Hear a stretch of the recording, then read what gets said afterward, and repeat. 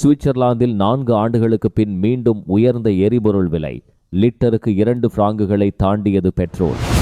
சுவிட்சர்லாந்துடனான அனைத்து வர்த்தகத்தையும் நிறுத்த முழு உரிமை உண்டு என அமெரிக்க ஜனாதிபதி எச்சரிக்கை.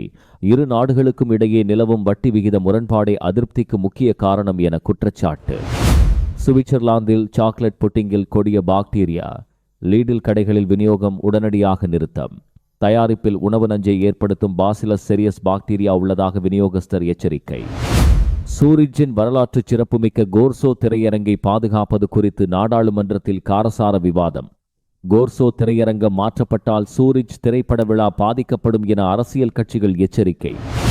சூரிச்சில் இலவச கழிவு அகற்றும் கூப்பன்களை மீண்டும் கொண்டுவர மக்கள் வாக்கெடுப்பு. சுவிஸ் மக்கள் கட்சி சமர்ப்பித்த 3618 கையெழுத்துகள் ஏற்பு. சுவிட்சர்லாந்தில் கோடை விடுமுறை முடிந்து அரசு பள்ளிகள் மீண்டும் திறக்கப்பட்டுள்ள நிலையில் புதிய சவால்கள். வகுப்பறைகளில் அதிகரிக்கும் வெப்ப அலையால் ஆசிரியர்கள் சங்கம் கவலை. சுவிட்சர்லாந்தின் பாசல் நகரில் 5 வயது சிறுமிக்கு பாலியல் வன்கொடுமை மற்றும் கொலை முயற்சி வழக்கில் கைதான நபர் விடுதலை கோரி மேல்முறையீடு. சூரிச் நகரின் 6வது மாவட்டத்தில் படுகாயங்களுடன் மீட்கப்பட்ட 36 வயது சுவிஸ் நாட்டவர். அதிகாலை 2 மணியளவில் படிக்கட்டுகளுக்கு கீழே கிடந்த நபரால் பரபரப்பு. சுவிஸ் நிறுவனங்கள் மீது சைபர் தாக்குதல். உக்ரேனிய மென்பொறியாளருக்கு 12 ஆண்டுகள் சிறை தண்டனை கோரும் அரசு தரப்பு. இன்றைய செய்திகள் அனைத்துக்கும் பிரதான அனுசரணை வழங்குவது மாடர்ன் மேபல் GmbH. உங்கள் வீட்டை இன்னும் அழகாக்குங்கள்.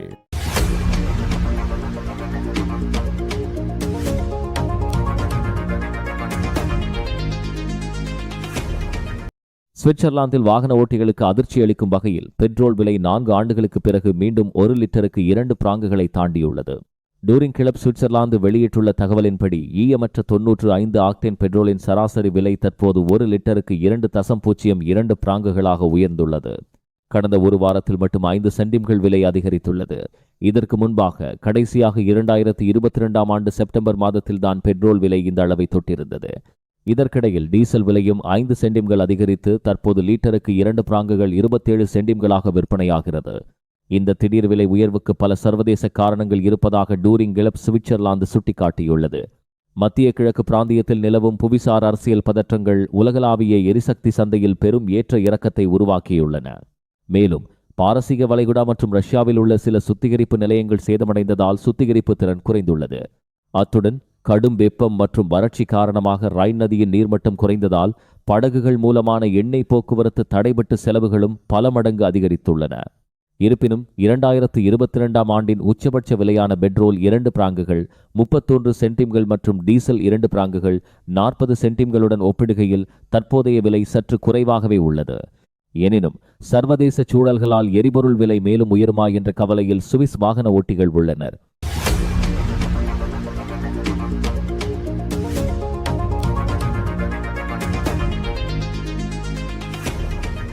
சுவிட்சர்லாந்துடனான அனைத்து வகையான வர்த்தக உறவுகளையும் உடனடியாக நிறுத்துவதற்கு தமக்கு முழு உரிமை உள்ளது என அமெரிக்க முன்னாள் அதிபர் டொனால்ட் ட்ரம்ப் கூறியிருப்பது சர்வதேச வர்த்தக அரங்கில் பெரும் பரபரப்பை ஏற்படுத்தியுள்ளது.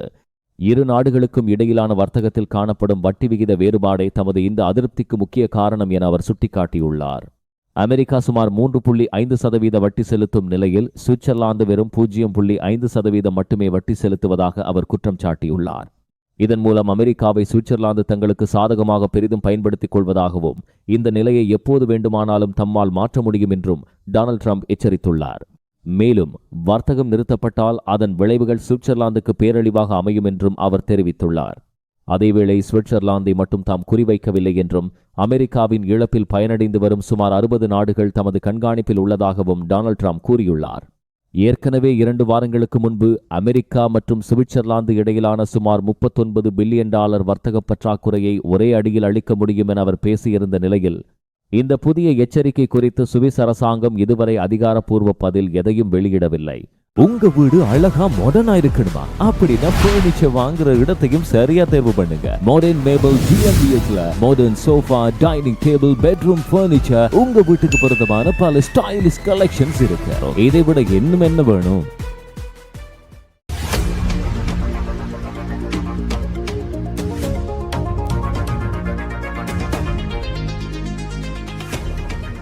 சுவிட்சர்லாந்தில் குறிப்பிட்ட ஒரு வகை புரோட்டீன் சாக்லேட் புட்டிங்கை உடனடியாக திரும்பப் பெறுவதாக விநியோகஸ்தர் நிறுவனம் அறிவித்துள்ளது. Milbona high protein chocolate pudding 200 gram அளவுள்ள தயாரிப்பில் உணவு நஞ்சை ஏற்படுத்தக்கூடிய பாசிலஸ் செரியஸ் என்ற கொடிய பாக்டீரியா கண்டறியப்பட்டுள்ளதாக ஃபூட மற்றும் செர்ரான் நிறுவனம் தெரிவித்துள்ளது. 2026ஆம் ஆண்டு செப்டம்பர் 14ஆம் தேதி என்ற காலாவதி தேதியை கொண்ட இந்த புட்டிங்கை வாங்கியிருந்தால் அதை பொதுமக்கள் எக்காரணம் கொண்டு உட்கொள்ள வேண்டாம் என லீடில் நிறுவனம் எச்சரிக்கை விடுத்துள்ளது. இந்த பாக்டீரியாவால் குமட்டல், வாந்தி மற்றும் கடுமையான வயிற்றுப்போக்கு போன்ற உபாதைகள் ஏற்படலாம். குறிப்பாக குழந்தைகள், கர்ப்பிணி பெண்கள், முதியவர்கள் மற்றும் நோய் எதிர்ப்பு சக்தி குறைந்தவர்கள் இதனால் அதிக ஆபத்திற்கு உள்ளாகக்கூடும் என மருத்துவ நிபுணர்கள் எச்சரித்துள்ளனர். இந்த குறிப்பிட்ட தயாரிப்பு உங்களிடம் இருந்தால் சுவிட்சர்லாந்தில் உள்ள எந்த லீடில் கடையிலும் திருப்பித் தரலாம் என்றும் அதற்கான ரசீது இல்லாவிட்டாலும் வாங்கிய பணம் முழுமையாக திருப்பித் தரப்படும் என்றும் அறிவிக்கப்பட்டுள்ளது. அதே நேரத்தில் செப்டம்பர் 14ஆம் தேதி அல்லாத வேறு காலாவதி தேதியை கொண்ட இதே புட்டிங் மற்றும் மெல்போனா பிராண்டின் மற்ற தயாரிப்புகள் முற்றிலும் பாதுகாப்பானவை எனவும் நிறுவனம் விளக்கமளித்துள்ளது.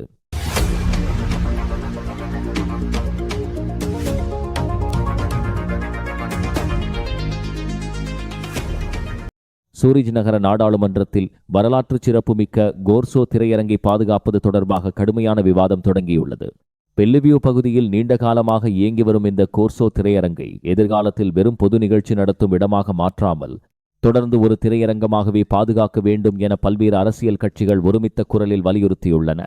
புதன்கிழமை மாலை நடைபெற்ற இந்த விவாதத்தில் இது தொடர்பாக முன்வைக்கப்பட்ட 3 முக்கிய தீர்மானங்களும் உறுப்பினர்களிடையே பெரும் கவனத்தை ஈர்த்தன. குறிப்பாக 2029ஆம் ஆண்டு ப்ளூ என்டர்டெயின்மெண்ட் ஏஜி நிறுவனத்துடனான குத்தகை ஒப்பந்தம் முடிவடைந்த பின்னர் புதிய நிர்வாகியை வெளிப்படையான முறையில் தேர்வு செய்து கோர்சோவின் திரைப்பட கலாச்சாரத்தை தொடர்ந்து பாதுகாக்க வேண்டும் என்பதே முக்கிய கோரிக்கையாக முன்வைக்கப்பட்டுள்ளது. கோர்சோ திரையரங்கு மாற்றப்பட்டால் சூரிஜின் கலை கலாச்சாரம் மட்டுமின்றி புகழ்பெற்ற சூரிஜ் திரைப்பட விழாவும் பாதிக்கப்படும் என அரசியல் கட்சிகள் எச்சரித்துள்ளன. இதற்கிடையே இந்த கட்டிடம் முதலில் திரையரங்கிற்காக வடிவமைக்கப்படவில்லை என்பதால் அதன் புனரமைப்பு பணிகள் சவாலானதாக இருக்கும் என கூறியுள்ள நகரமன்ற உறுப்பினர் டேனியல் லூபி, இருப்பினும் சூரிஜ் திரைப்பட விழா தொடர்ந்து பயன்பெறும் வகையில் நடவடிக்கைகள் எடுக்கப்படும் என உறுதியளித்துள்ளார்.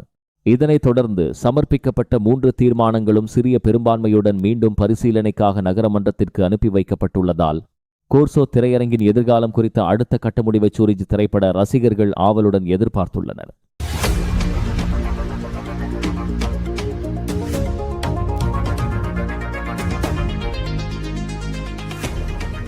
குடியிருப்பாளர்கள் மத்தியில் பெரும் வரவேற்பை பெற்றிருந்த இலவச கழிவு அகற்றும் கூப்பன்களை மீண்டும் கொண்டு வர வேண்டுமா என்பதை சூரிஜ் வாக்காளர்கள் விரைவில் தீர்மானிக்க உள்ளனர். இதற்காக சுவிஸ் மக்கள் கட்சியான எஸ்விபி மொத்தம் 3618 கையெழுத்துக்களை சமர்ப்பித்துள்ளது. இதில் குறைந்தது 3089 கையெழுத்துகள் செல்லுபடியாகவும் என்பதால் இந்த கோரிக்கை தற்போது மக்கள் வாக்கெடுப்புக்கு செல்ல உள்ளதாக சூரிஜ் நகர நிர்வாகம் அறிவித்துள்ளது. முன்பு நடைமுறையில் இருந்த இந்த கூப்பன் முறையின் கீழ் குடியிருப்பாளர்கள் ஒவ்வொரு ஆண்டும் 400 கிலோகிராம் வரையிலான பருமனான கழிவுகள் உள்ளிட்ட குப்பைகளை மறுசுழற்சி மையங்களில் இலவசமாக அகற்ற முடிந்தது. ஆனால் 2024ஆம் ஆண்டு இந்த வசதி நிறுத்தப்பட்டதால் தற்போது சூரிஜ் நகர மக்கள் கழிவுகளை அகற்ற கட்டணம் செலுத்த வேண்டிய நிலை ஏற்பட்டுள்ளது. இதற்கு மாற்றாக நகரின் பல பகுதிகளில் நடமாடும் மறுசுழற்சி மையங்கள் அமைக்கப்பட்டாலும் அவற்றை காரில் அணுக முடியாதது குறித்து பொதுமக்களிடையே கடும் விமர்சனங்கள் எழுந்துள்ளன. கழிவு கூப்பன்களை மீண்டும் கொண்டு வருவது தொடர்பான விவாதம் ஏற்கனவே பலமுறை நகரசபையில் நடைபெற்றுள்ள நிலையில் தற்போது எஸ்விபி கட்சி மீண்டும் இந்த விவகாரத்தை மக்களின் முன் வாக்கெடுப்பிற்கு கொண்டு வந்துள்ளது. பழுதுபார்ப்பு, பொருட்கள் பரிமாற்றம் உள்ளிட்ட கழிவை குறைக்கும் மாற்று நடவடிக்கைகளில் நகர நிர்வாகம் கவனம் செலுத்தி வரும் நிலையில் பழைய கூப்பன் முறை மீண்டும் வருமா அல்லது கட்டணம் செலுத்தும் தற்போதைய முறையே தொடருமா என்பதற்கான இறுதி முடிவை சூரிஜ் வாக்காளர்களை எடுக்க உள்ளனர். இதற்கான வாக்கெடுப்பு தேதி விரைவில் அறிவிக்கப்படும் என எதிர்பார்க்கப்படுகிறது. கொடுக்கிறதையும் கூரையை பிச்சுக்கிட்டு கொடுக்கும் என்பாங்க, அந்த மாதிரி தான் இதுவும். சுவிஸ் தமிழ் டிவி பார்க்கிற உங்களுக்கு ஆக்ஸா இன்சூரன்ஸ் வழங்கும் 25% வரையான ஸ்பெஷல் டிஸ்கவுண்ட். இந்த சிறப்பு சலுகை எதிர்வரும் டிசம்பர் 31ஆம் தேதி வரை மாத்திரமே. அனைத்து விதமான உங்கள் இன்சூரன்ஸ் தேவைகளுக்கும் தமிழில் விவரங்களுக்கு இப்பவே கால் பண்ணுங்க.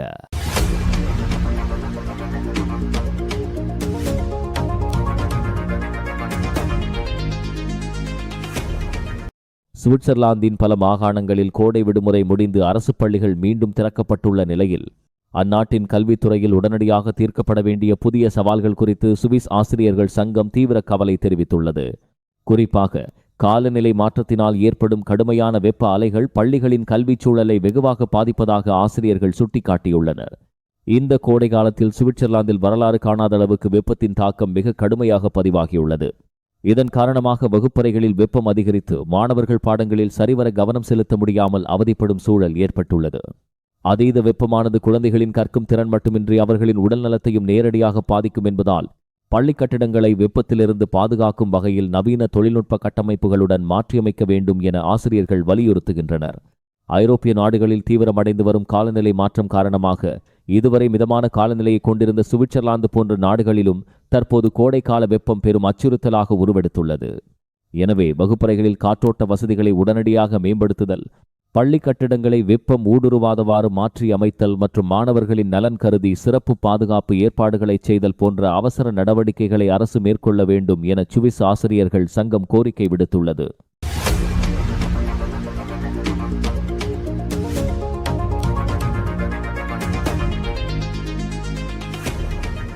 சுவிட்சர்லாந்தின் பேசல் நகரில் 5 வயது சிறுமி தொடர்பான கடுமையான பாலியல் குற்றச்சாட்டு வழக்கில் 23 வயது நபர் தொடர்ந்து தடுப்பு காவலில் வைக்கப்பட்டுள்ளார்.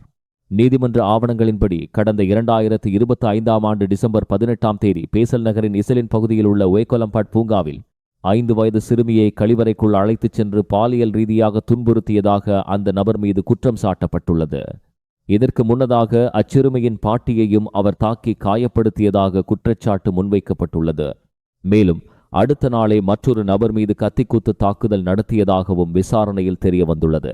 இதனால் டிசம்பர் 19ஆம் தேதி முதல் அவர் முன் விசாரணை தடுப்பு காவலில் வைக்கப்பட்டுள்ளார். அரசு வழக்கறிஞர் அலுவலகம் அவரை பாலியல் வன்கொடுமை, குழந்தையுடன் பாலியல் செயல்கள், சுதந்திரத்தை பறித்தல், தாக்குதல் மற்றும் கொலை முயற்சி உள்ளிட்ட கடுமையான குற்றச்சாட்டுகளின் கீழ் விசாரித்து வருகிறது. இந்நிலையில் குற்றம் சாட்டப்பட்ட நபர் விடுதலை கோரி செய்திருந்த மேல்முறையீட்டு மனுவை பாசல்ஸ்டாட் மேல்முறையீட்டு நீதிமன்றம் திட்டவட்டமாக நிராகரித்துள்ளது. டிஎன்ஏ தடயங்கள், காணொளி பதிவுகள், சாட்சிகளின் வாக்குமூலங்கள், மோப்பனாய் பின்தொடர்ந்த வாசனை தடம் மற்றும் சந்தேக நபரின் வீட்டில் கண்டுபிடிக்கப்பட்ட இரத்தக்கரைகள் என பல வலுவான ஆதாரங்கள் உள்ளதாக நீதிமன்றம் சுட்டிக்காட்டியுள்ளது. அதேவேளை குற்றம் சாட்டப்பட்டவர் நிரபராதி என்ற அனுமானம் தொடர்வதாகவும் நீதிமன்ற நடவடிக்கைகள் தொடர்ந்து நடைபெற்று வருவதாகவும் அறிவிக்கப்பட்டுள்ளது.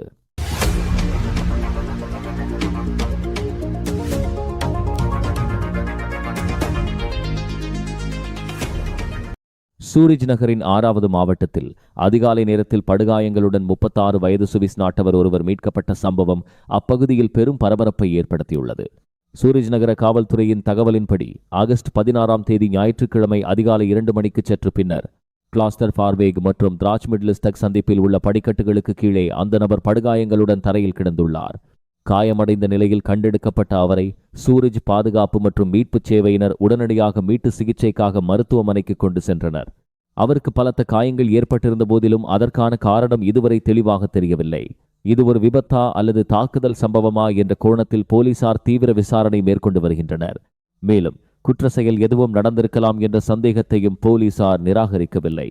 இதன் காரணமாக அதிகாலை 1 மணி முதல் 2 மணி வரை வாசர்வர்க் ஸ்ட்ராசை 21 உள்ள டைனமோ இளைஞர் மையத்திற்கு அருகில் லிம்மாட் ஆற்றங்கரையில் அமைந்துள்ள அப்பகுதியில் சந்தேகத்திற்கிடமான காட்சிகளை பார்த்த சாட்சிகளை தேடும் பணியை போலீசார் முடுக்கிவிட்டுள்ளனர். இந்த சம்பவம் குறித்து தகவல் தெரிந்தவர்கள் அல்லது நேரில் பார்த்தவர்கள் உடனடியாக சூரிஜ் நகர காவல்துறையை தொடர்பு கொள்ளுமாறு கேட்டுக் கொள்ளப்பட்டுள்ளனர்.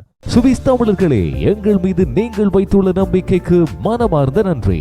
உங்கள் அன்பான ஆதரவால் கொழும்பு 4 பம்பலப்பிட்டி பகுதியில் அமைந்துள்ள லக்ஸரி அபார்ட்மெண்டில் இன்னும் இருப்பது வெறும் 6 லக்ஸரி அபார்ட்மெண்ட்ஸ் மாத்திரமே. 0% வட்டி சலுகை. உங்கள் குடும்பத்துக்கான அனைத்து நவீன வசதிகளுடனும்.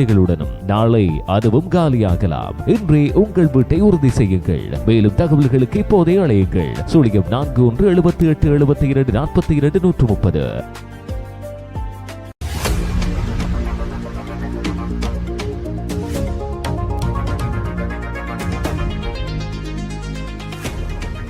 ரஷ்ய ரான்சம்வேர் கும்பல்களுடன் தொடர்புடையவர் என குற்றம் சாட்டப்பட்ட 52 வயது உக்ரேனிய மென்பொருள் உருவாக்குனர் ஒருவர் மீது சுவிட்சர்லாந்தின் சூரிச் மாவட்ட நீதிமன்றத்தில் தீவிர விசாரணை நடைபெற்றுள்ளது.